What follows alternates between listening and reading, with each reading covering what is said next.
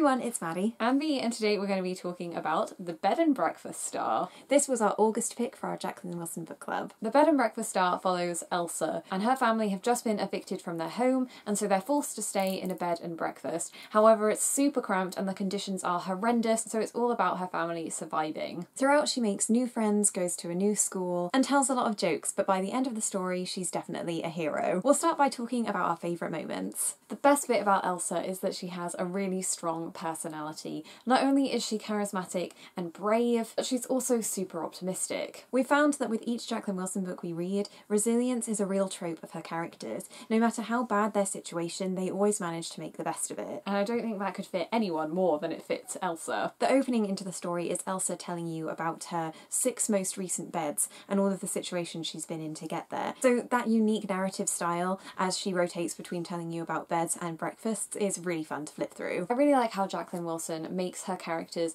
not mature, but they're not treated like children as well. Often her characters are put into situations that regular children would be very pleased not to be in. That's often a caring role or just taking on any load of responsibility. Elsa's never undermined, and really she should be praised for everything she's doing. And finally, another favourite is the fact that this is told in a diary style format. As I was saying, it flips between bed and breakfasts, but it definitely had something of the Tracy Beaker about it. Specifically the Dare game, which is told in the way of different homes. It really pushes you along the story and makes you excited to see what the next explanation of the bed is going to be like. And also, like the Dare game, it's one where illustrations play throughout. Also ones where they show you the whole room. I absolutely love boxed in illustrations like that. On to our discussion points. First of all, and this might be a little heavy, but how do you feel about how domestic abuse is represented in this story in comparison to future Jacqueline Wilson books? So Elsa doesn't get along with her stepdad, Mac, and she is constantly kind of distancing herself from that relation.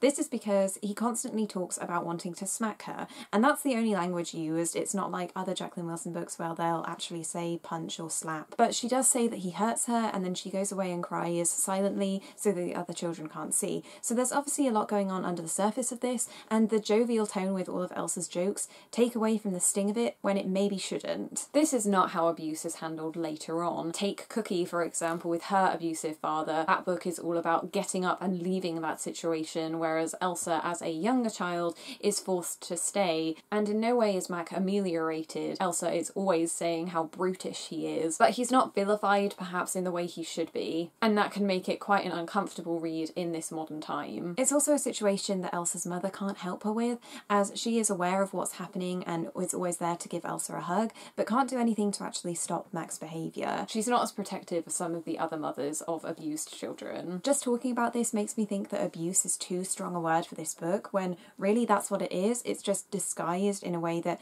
kind of makes you overlook it. Next is what you think of Elsa's reliance on comedy, because throughout I was kind of seeing it as a coping mechanism for the domestic abuse that she's experiencing, and also the trauma of being uprooted constantly. But she's very much dismissed by everyone around her for her jokes. The adults don't take her seriously, and she's always being told off for them, even though she's just trying to make levity of a situation. And it's surprising that half of the arc of this book is about her coming to realise that humour doesn't have to rely on knock-knock jokes, which kind of trivialises the whole thing, but it is important to give it that brighter tone. Next is what you thought of the representation of low-income or less fortunate families. This is a theme that Jackie tackles constantly in her work, but in The Bed and Breakfast Star it really challenges opinions of the time and tries to shine a light on how poorly these people are treated by the council and by the government as a whole. Also, when Elsa goes to her new school close to the hotel, she overhears teachers talking derogatively about her and the other children that she's come with. They call her that bed and breakfast kid,